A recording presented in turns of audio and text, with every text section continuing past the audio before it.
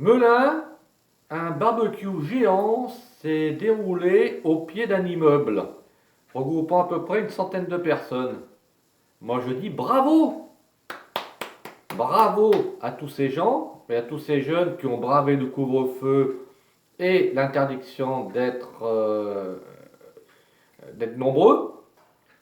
Malheureusement, la police de Vichy a fait son apparition, ainsi que la Gestapo française, sur les ordres de Darmanin, Himmler et de Macron, Pétain. Donc, évidemment, branle-bas de combat, débarrasser le plancher, rentrez chez vous, voilà. Hein. Il restait une cinquantaine de personnes qui ont tenu tête à cette police de Vichy et à cette Gestapo française. Voilà, malheureusement, il y a eu trois quatre personnes qui ont été interpellées, mais ils ont essuyé des tirs de mortier, des tirs de je sais trop quoi. Mais moi je dis que quand on cherche le bâton pour se faire battre, on le trouve. Hein, et c'est pas le premier, euh, la première fête qui se fait. Il y en a eu avant, hein, et il y en aura d'autres après. Et moi je souhaite qu'une chose, c'est que ça se généralise. Parce que tous les ours polaires humains qui veulent vivre en confinement jusqu'à la fin de leur jour, ben vous gênez pas. Rentrez chez vous, barricadez-vous dans vos caves, ou alors quittez votre logement et allez vivre dans des grottes, dans les coins les plus reculés de la France ou de la planète. Au passage, n'oubliez pas de graver certaines choses sur les murs, comme au temps des hommes préhistoriques. Comme ça laissera un passage de votre, ça laissera une trace de votre passage. Et dans quelques années, quand on retrouvera vos squelettes, on dira ah bah ouais, tous ces cons qui ont vécu dans le noir et dans l'ombre, plutôt que de profiter de la liberté, plutôt que de profiter de la vie. Eh bien voilà, eux, ils auront fini comme des pauvres misérables dans dans leur grotte, dans leur cave, et puis voilà quoi. Parce que on va pas non plus vivre indéfiniment comme ça, je le dis et je le répète, mais il n'y en a pas beaucoup qui comprennent.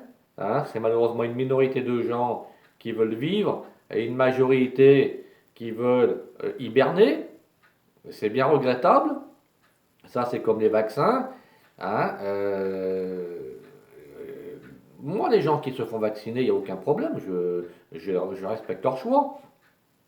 Après, au niveau des séquelles, enfin pas des séquelles, mais des euh,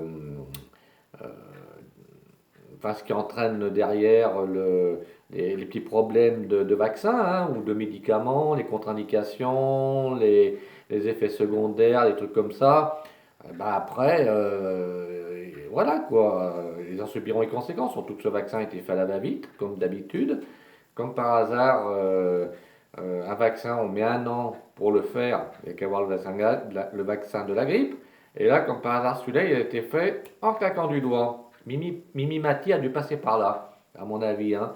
De ses 50 centimètres de hauteur, elle a fait un vaccin en claquant du doigt euh, en quelques jours.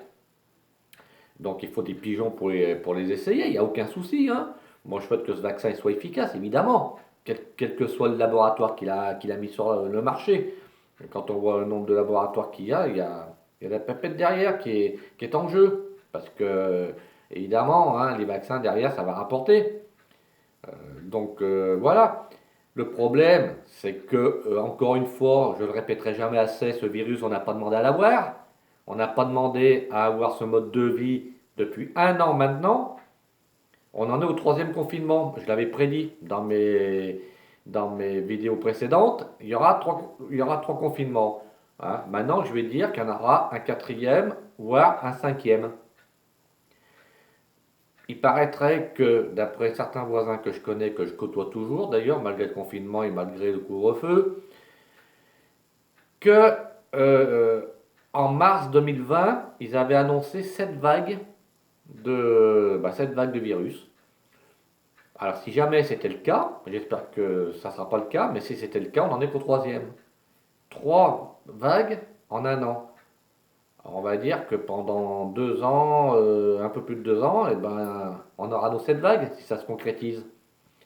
Donc ceux qui veulent vivre confinés avec un masque sur la gueule toute la journée et toute l'année, voilà, et puis pendant combien de temps, on n'en sait rien, ben ça c'est leur problème. C'est leur problème. C'est pas un souci, hein.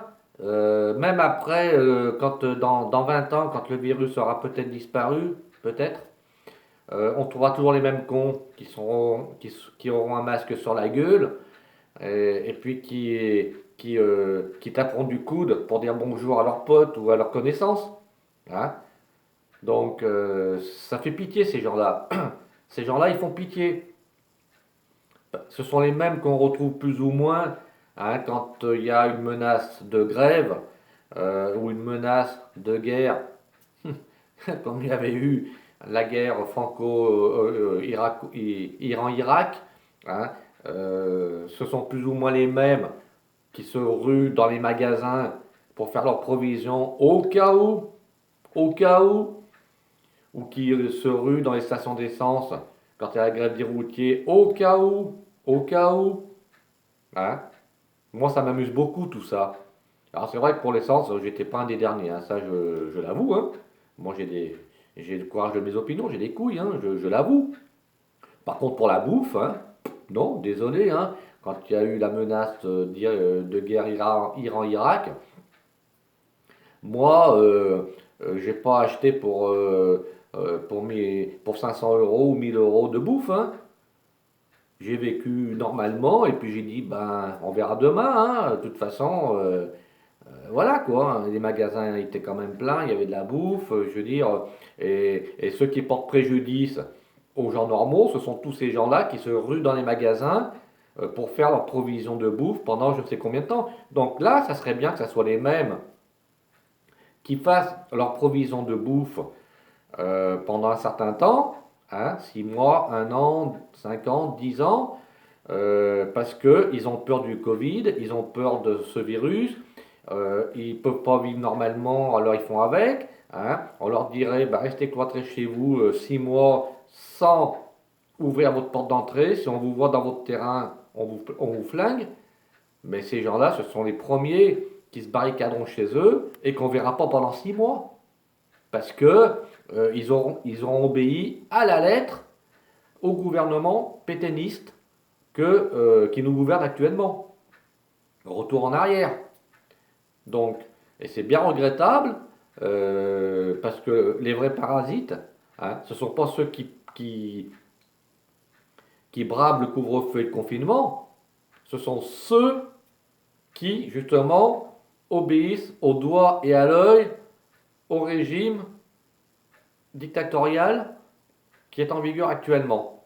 Nous vivons, et je le dirai jamais assez, nous vivons dans une démocratie de dictature. Hein, c'est une dictature démocratique. Et nous approchons tout doucement des régimes russes, chinois et coréens du Nord. Tout doucement, nous approchons nous prenons modèle sur eux, nous déteignons sur eux. Et ça, si les gens l'acceptent, il n'y a pas de problème. Hein, qui, qui foutent le camp de France, qui dégagent de là, puis qu'ils aillent vivre dans ces 3 pays que je viens de citer. Comme ça, ils seront dans leur élément. Hein, ils seront dans un gouvernement qui leur va, hein, qu'ils aiment. Puisqu'en France, ils aiment ce genre de gouvernement. Il faut savoir que tout le monde n'est pas dans leur cas. Nous tenons à conserver nos libertés. Nous tenons à retrouver nos libertés telles que nous les avions avant.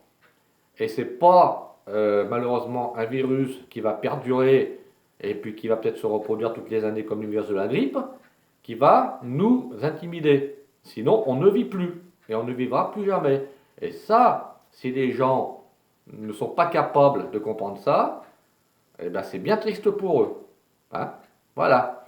Alors, bon confinement, bon hibernement à ceux qui veulent vivre en dehors, en ermite, hein, qui veulent vivre en ermite, en dehors de la société. Hein, ben, bon confinement, bon hibernement. Et puis n'oubliez pas de graver sur les murs de votre grotte ou de votre appartement, de faire des dessins, hein, comme les hommes préhistoriques autrefois, ben, pour laisser un passage, pour laisser une trace de votre passage. Hein, au moins qu'on voie que vous avez existé. Voilà.